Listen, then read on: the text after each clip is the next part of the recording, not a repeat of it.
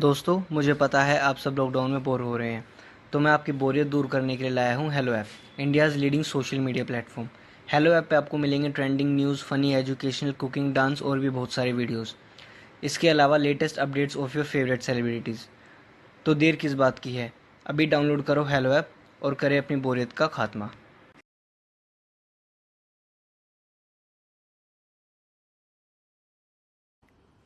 सावित्री 2 बेटों की माँ थी। उसे इस बात पर बड़ा घमंड था। वो मानती थी कि बेटे घर की शान होते हैं। ये ले सावित्री, मिठाई खा, मेरे यहाँ पोती पैदा हुई है। ये सुनते ही सावित्री मुंह बना के कहती है, अरे तू तो लुट गई, बर्बाद हो गई, तेरे यहाँ लड़की पैदा हो गई।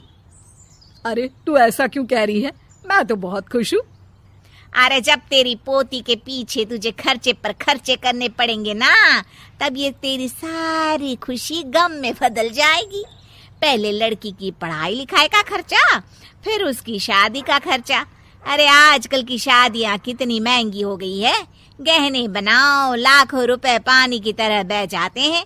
लड़कियां तो सिर्फ खर्चा करवाने के लिए ही पैदा होती हैं। इस तरह लड़कियों के प्रति अपने विचार व्यक्त करते हुए सावित्री ममता को लंबा चौड़ा भाषण देके चली जाती है।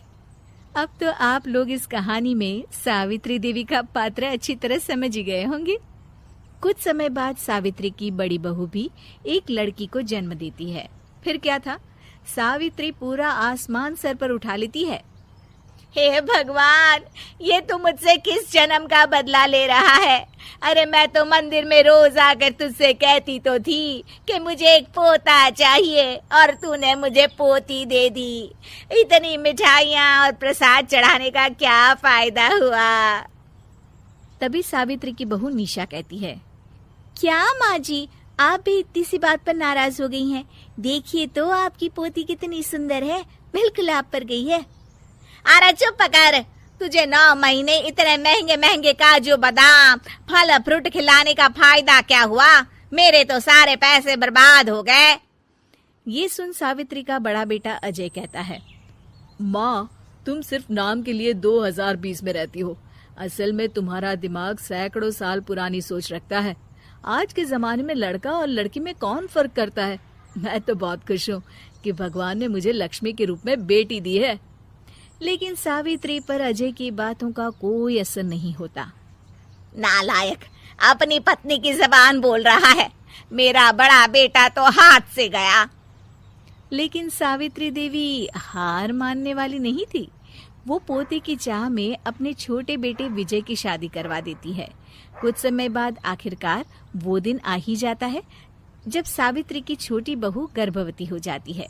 सावित्री इतनी खुश हो जाती है कि वो बच्चे के जन्म से पहले ही सारे मोहल्ले में ढिंढोरा पीटने लगती है। ये क्या सावित्री, तू तो पोते के जन्म से पहले ही मिठाई बांट रही है।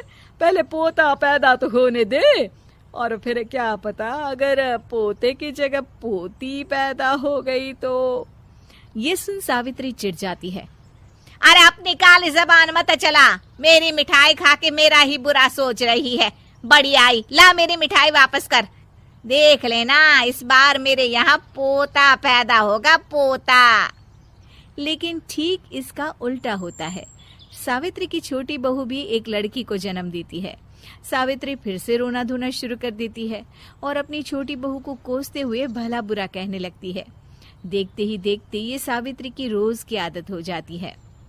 एक दिन उसकी इस आदत से परेशान होकर विजय अपने भाई अजय से कहता है, भैया, माँ खुद एक औरत होकर हमारी बेटियों को पसंद नहीं करती, उल्टा उन्हें रोज कोसती रहती है।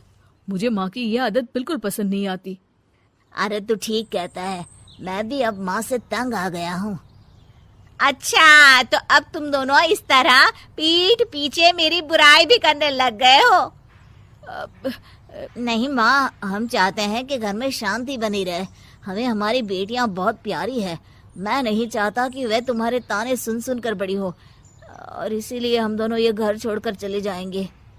हाँ माँ, मैं भैया की बात से सहमत हूँ।